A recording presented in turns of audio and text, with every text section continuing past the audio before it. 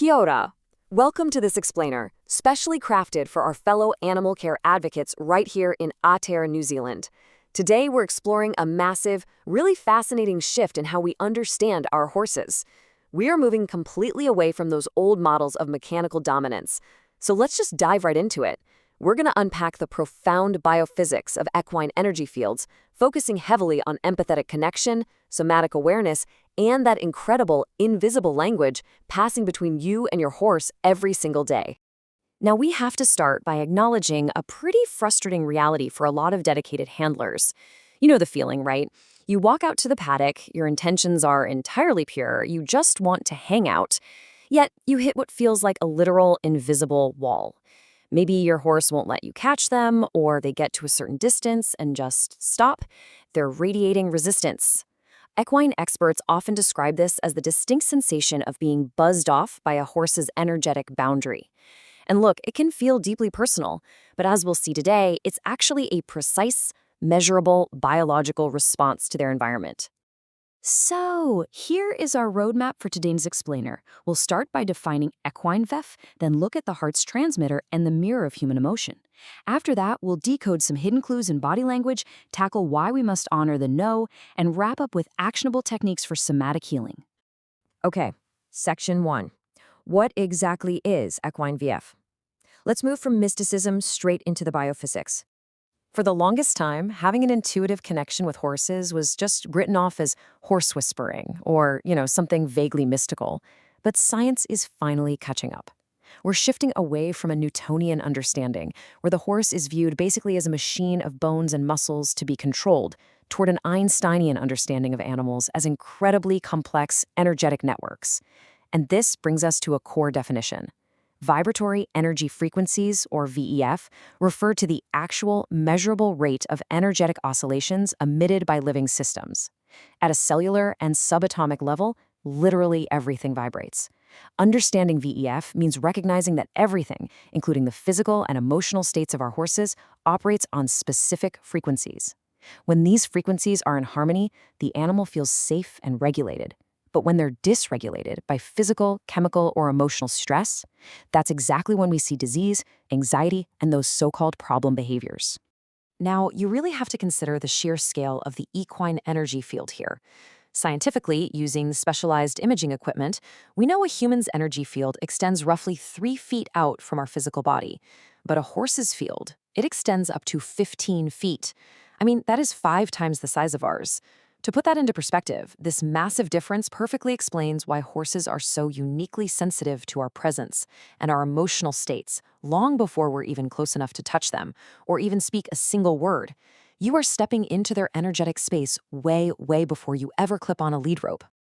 Moving on to Section 2, the heart's electromagnetic transmitter and the real science of energetic connection. So we need to zoom in on the biological engine that's actually driving this massive 15-foot energy field. And the best way to think about it is through a radio transmitter metaphor. You and your horse are both acting as biological broadcasters and receivers. Our brains, and honestly all our major organs, are loaded with neurotransmitters sending out specific emotional frequencies. If you're stressed about work or anxious about your riding, you are effectively broadcasting all of that on channel 1. But if you're simultaneously trying to act like a super calm, confident herd leader on channel 2, your horse simply cannot receive it. Your internal emotional state is constantly broadcasting to the horse, and it is so much louder than your words or any deliberate physical actions you take. So what actually happens when we manage to broadcast the right frequency? We achieve what's called heart rate variability, or HRV synchronization. Because the heart is the absolute most powerful source of electromagnetic energy in the body, when you step into a horse's 15-foot space with a genuinely centered, regulated nervous system, your heart coherence can physically pull a horse right out of a fight, flight, or freeze response. Through their massive cardiac field, they synchronize with your calm, shifting them completely into a state of mutual relaxation. It's a real game changer. Which brings us to Section 3, the mirror of human emotion and confronting our own incongruence. Let's break down the mechanics here, because this is honestly one of the most challenging concepts for us handlers to master. First, VEF transmission allows horses to sense our true intent from a distance. And because horses are heavily right brain dominant, they rely entirely on intuitive, nonverbal connection over logic. Ultimately, this results in electromagnetic mirroring. See, unlike us, a horse doesn't just hide behind a fake smile. Their physical body and their energy body are completely congruent. They literally reflect our true state right back at us. If you try to project a commanding exterior while internally stressing out over personal issues, the horse perceives that incongruence instantly, and they immediately flag you as untrustworthy. So how do we fix this disconnect? Well, the answer is the magic of authenticity. Horses absolutely require authenticity from their leaders. Being honest about your feelings and consciously aligning your intention with your internal state creates profound safety for them. The secret weapon here is somatic awareness, meaning you actually acknowledge your own bodily state. It sounds crazy, but simply verbalizing your actual stress out loud to your horse realigns your energetic field. Literally just telling them, hey, I had a terrible day, I'm feeling really anxious right now, and it's not you, often results in an immediate physical release, like a huge deep sigh from the animal, because you've just proven to them that you're honest. Let's look at Section 4, Body Language and Hidden Clues. How to spot those polite warnings. So how does this compromised energy field actually show up physically? You want to look for these really subtle physiological indicators. You might notice the pain eye, which is a tightening of the muscles around the eye, maybe showing the whites, signaling fear or tension. You'll see tiny muscle pinches in the nostrils. The horse might suddenly hold their breath, or you'll notice their gut completely stops moving. You might even just see a very slight, rigid elevation of the head. Spotlighting these microtensions is absolutely critical. These tiny clues signify the horse is entering what we call a freeze layer. It's their polite, massive warning that their nervous system is becoming dysregulated and they're dropping straight into survival mode. And recognizing this requires a massive empathy reframing on our part. We have to stop viewing behaviors like shutting down, rearing, or bucking as malice or stubborn disobedience. Instead, we need to start treating them for what they really are, symptoms of a compromised energy field. Your horse isn't trying to give you a hard time. Their nervous system is just in a survival mode stress response, desperately trying to cope with an energetic reality that feels completely unsafe to them. Which leads us into Section 5, Trauma, honoring the no and establishing unbreakable trust. This concept is absolutely critical, especially for horses carrying past trauma, or maybe wild horses experiencing domesticity for the first time. As the saying goes, true intimacy, love, and connection honors the word no. If we force a traumatized horse past their warnings, we cause dangerous physical explosions, or we force them into a state of learned helplessness, where they basically shut down entirely like a zombie.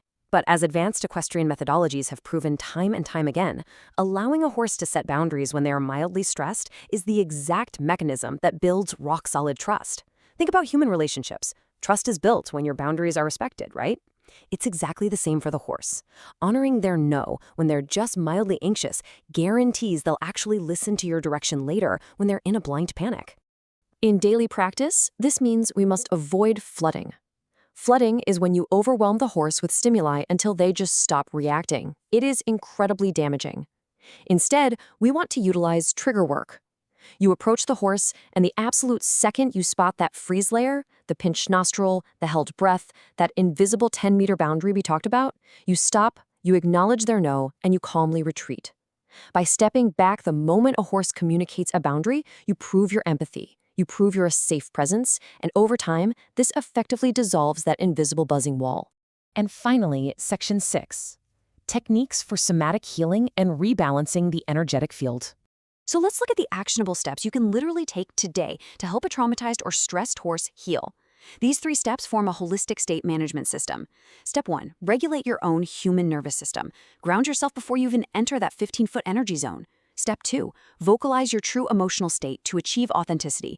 Remember, you have to be congruent. Step 3, honor the horse's subtle physical no and retreat. Do not push through the freeze layer. Practicing these steps transforms you from a mechanism of mechanical control into an active, empowering partner in a two-way street of empathetic connection. And the beautiful thing here is the immediate reward. As handlers who practice these techniques will tell you, when you rebalance the field, the change is incredibly swift. When the energy settles and the boundary dissolves, something truly wonderful happens. The horse is finally able to return to a more authentic, relaxed blueprint of itself. You'll actually see the horse become immediately receptive to things that repelled it just moments ago, like being haltered or engaging in a training exercise. It allows both of you to exist comfortably in a shared, harmonious space. So I'll leave you with this final thought to ponder. Knowing that your horse can feel your energy from up to 15 feet away, and knowing that they absolutely require deep, authentic congruence. Next time you approach your horse, what frequency will you be broadcasting? Before you even grab a halter, pause, check your somatic state, and remember that your internal energy is the very first thing your horse feels. Thank you so much for joining me on this explainer, and I really hope this helps you cultivate a truly unbreakable bond with your equine partners. Catch you next time.